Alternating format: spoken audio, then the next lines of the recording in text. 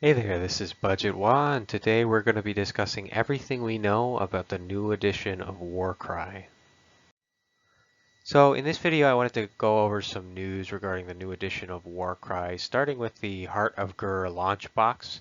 There's been some confirmation on the pricing for this box, as well as more details about what's been released in the box compared to what I discussed in my last video. And we're going to talk about what's actually changed in the new edition of Warcry. Spoiler alert, it's not a whole lot. We'll talk about reactions, the narrative play updates, and the updates to the profiles coming in the new Warcry Compendium, which will be released sometime in the near future. And we'll talk about a new warband that they've announced, as well as the Centaurian Marshal model, which they've released some new details about. So the pricing has been confirmed by two blogs that I find trustworthy, Spiky Bits and Bell of Lost Souls. These prices haven't officially been announced on the Games Workshop website, but the launch box for the new edition of Warcry is going to run 230 US dollars, 180 euros, or 140 pounds. So just a little bit more than I had anticipated in my last video. This is quite a bit more expensive than the launch box for the old edition of Warcry, which launched at 170, or even the latest expansions, which were more in the $200 range. A little disappointed. I was expecting the price to be somewhere around here, but this is quite expensive in my opinion for what you get in the box. Though I know the global economy has been hurting in a lot of ways, and we've been seeing price increases across the board in a lot of things, so not surprising either. So let's talk about the overall value of this box. You get two warbands of 10 models each, and I would value each of those going off Games Workshop prices at about $60. I would expect them to run sold individually. This is what they're currently pricing the warbands from the latest Warcry expansion, Red Harvest, on their website. You get the core rulebook and a warband tome that has all the rules and some narrative play information for your two warbands. I value this at roughly 40, 50 bucks, probably closer to 50 if they're selling the core book individually. 40 is what the old core book went for. The battle plan cards I would expect to run somewhere around $25. The old ones went for 18, although are a little harder to find these days. And quite nice to have. It's convenient for playing the game rather than going out of the book. The game board, I say with a heavy heart that Games Workshop would probably charge $25 for a piece of cardboard or more. When they sold individual game boards after the Catacombs expansion, it was $55 for two, to give you an idea. The Gnarlwood terrain is very nice. It's not the nicest terrain they've had for Warcry, and they will probably charge at least $112 for an inferior version of it, which is what they did with Red Harvest. You can look on the website now and see you get about 2/3 to half the terrain from Red Harvest for $112. And then Games Workshop likes to charge like $40 for 12 dice. So if you value the Games Workshop products highly and you really want everything in this set, then the value, quote unquote, of everything in this set would be $360-ish, give or take, if you bought all of these items individually from Games Workshop, which I would not recommend doing. So the savings, though, if you were really dead set on getting everything in this box and want to think about it this way, would be about 36%, which is pretty typical of how Games Workshop likes to do their battle boxes, start collecting boxes, etc. They tend to aim for like a 35% or so savings. So it adds up, but with the heavy caveat that these Warcry boxes, in my opinion, tend to be a little bit less of an overall value if you compare them to like a Dominion box or an Indomitus box or one of those launch boxes for the full editions of the game, because you're not getting as many models. But you are getting a full game in the box. You're getting dice, you're getting the terrain, and you could split this with a friend and you would have everything you needed to play Warcry for a long time. So I would really recommend, if you're interested in this box, it might be worth it if you really love the box or the two warbands in the box and you just love everything about the box. But if you only want like the Rotmeyer Creed Warband, for example, you might want to wait for the individual release or pick them up secondhand. Next, I want to talk a little bit about the new edition and what's changing. It's been a little bit of a back and forth. I've learned of how Games Workshop has discussed the new edition of the game. Apparently, at one point, they described it as like it's the same Warcry, and it basically is, but they have now referred to it multiple times on their website as a new edition or a second edition. That said, as far as what's changing, the biggest thing gameplay-wise is they've added reactions. What are reactions? They cost you one action for one of your fighter's activations, and you use them during your enemy's activation based on specific conditions. So here's a couple of examples. There's going to be 3 universal reactions that anybody can do. The first one is counter. So a fighter can make this reaction after they are targeted by a melee attack, but before the hit rolls are made. So if you choose to spend that reaction there, for every hit roll that misses, you deal damage to the attacking fighter, and any ones you deal 2 damage points to the attacking fighter. So this one seems pretty strong, I would think. I'd have to see how it plays out in the game. They noted on their website that your tankier models that aren't doing a lot of damage, they might get a little bit of a boost from this. Take cover is a defensive one that may help some with strong ranged attacks. Basically, you take the reaction after you've been targeted by a missile attack, and any critical hits, you get a roll of dice, and there's a 50-50 shot that the critical hit becomes a hit instead. This one, I can see it being useful. I always hate to see when you have to spend like something valuable like an action, and then you have to make a dice roll for it to even count, and your opponent has to roll a crit. But there are some very strong ranged critical attacks where this would definitely be worth using, depending on who's shooting at you. The last is strike them down. So if somebody's trying to run away from you, you could roll a dice, and on a 4-up, you could do d6 damage to the enemy fighter, which seems decent. They also announced the reactions for the 2 bespoke warbands that come with the box. The Horns of Hashut get this Breath of Cinder and Smoke. So when an enemy fighter finishes a move within 3 inches of them, you roll. And if it's greater than the enemy's toughness characteristic, you deal 3 damage points to the fighter and subtract 1 from their strength. So you just breathe fire breath in their face and do some damage maybe. And then the Rotmeyer Creed has a fairly thematic one as well. When you're targeted by a melee attack after the damage is totaled, but before it's allocated to the fighter, you roll a dice for each crit.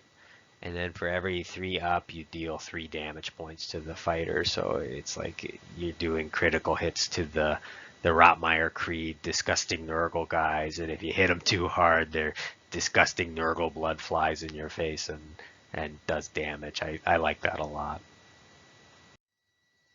So also changing in the new edition is the campaign or narrative play rules.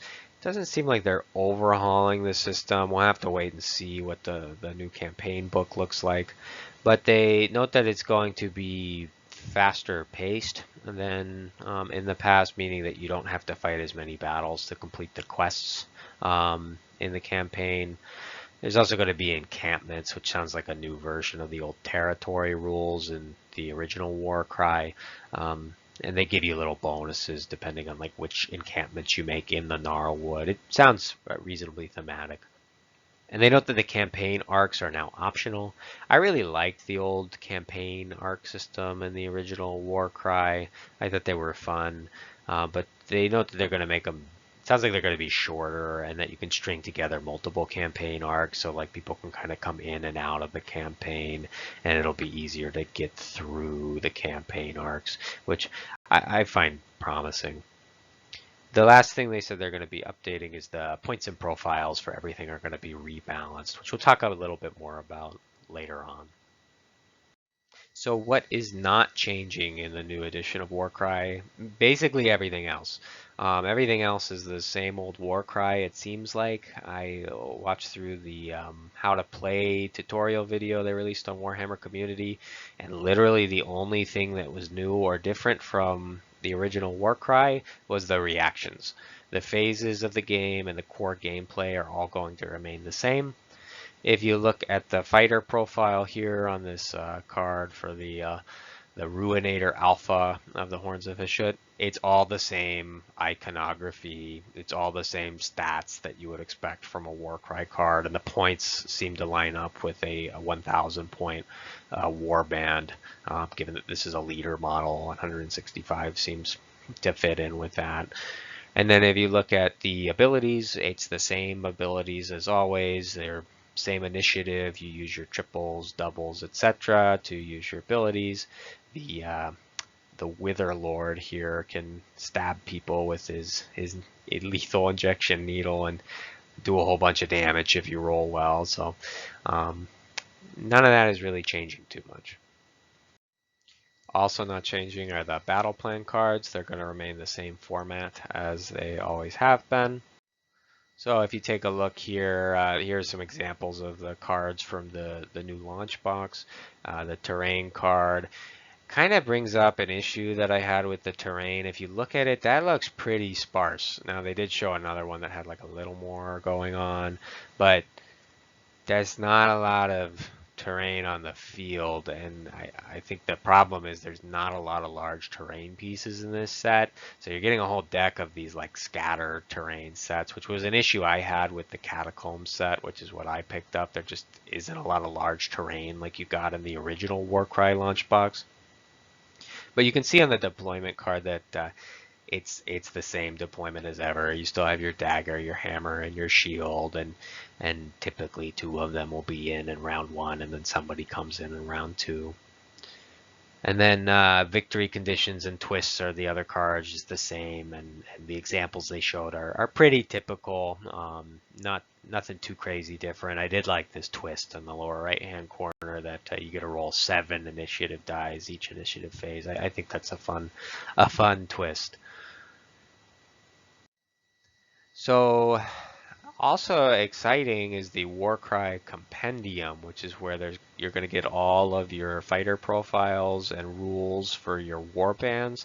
I find this very exciting because when I first started playing Warcry, they had these cards, which I actually kind of like the cards because you got the cards and the rules all in one place, and they weren't that expensive, but they were, 15, 18 bucks for a pack of these, if I remember correctly. Then they moved to having all of the rules in different books depending on Grand Alliance. This, you did get more rules, but it was more expensive. And if you're like me, my Warcry warbands are Night Hunt, Cruel Boys, and then the 2 that came in the Catacomb set and Stormcast. I have a little of everything, and that spans all 4 books of the models I have. I have a playable warband in all 4 Grand Alliances, so it would be really annoying to have to buy all 4 books. But the good news is that this new compendium is all going to be in one book. Now we have to wait and see what the pricing is going to be on this book. It'll be interesting to see if they include narrative play rules for all of the armies in this book too. I'm not sure if they will, but what they have said is that they're going to include all of the warband rules in one book, and that they're going to include all of the old warbands, and that this book will include over 40 warbands and over 800 fighter profiles. So that's really kind of exciting to see they're going to be putting everything in one place. I like that. Other new stuff, don't do not buy this gauge. They're gonna charge like 30, 40 bucks for it, and you can get a gauge for like $3 on Etsy. So just don't buy it. They advertise it comes in a magnetic box. Why would you need a magnetic box for a gauge? I don't understand. Anyway, that's my rant over. They've also announced there's going to be a new warband, and who could it be?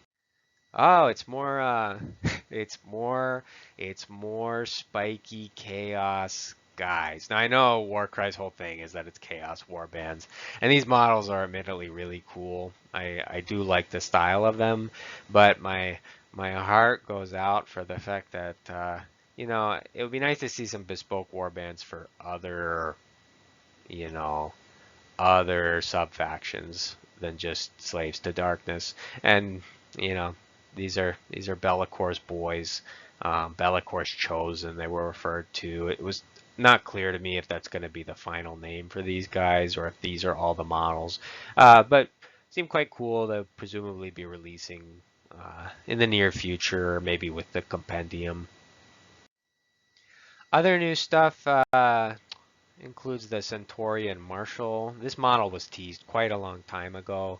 Um, I remember the Beast of Chaos players were a little upset that it was a Slaves to Darkness or like Chaos model. But good news is that it can ally into any Chaos warband. So it's just kind of a big, cool Chaos model that you can put into any of your Chaos warbands. And I do like this a lot. I think this really embodies the weird, like, Chaos vibes of Warcry. And I hope to see more stuff like this in the future. It'll be interesting to see what his rules are, but I hope they're as cool as the model.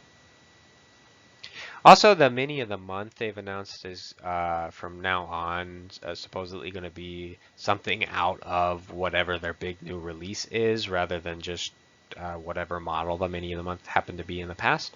I don't have a GW store near me, but if you have one near you, you can go in and you can get this this particular Rotmeyer Creed model as the mini of the month when this set launches. Anyway, thank you so much for watching. I hope you liked the video, and please let me know what you think of the new Warcry set, and if it's worth the $230 to you, if you're thinking of picking it up, or if you're just what you think about the new edition and what this means for the future Warcry. I think overall I'm pretty excited to keep playing Warcry, and it's nice to see they're keeping the game interesting, but keeping the core that makes it a great game intact. Anyway, thanks again for watching, and stay tuned for more, and I'll see you next time. Peace.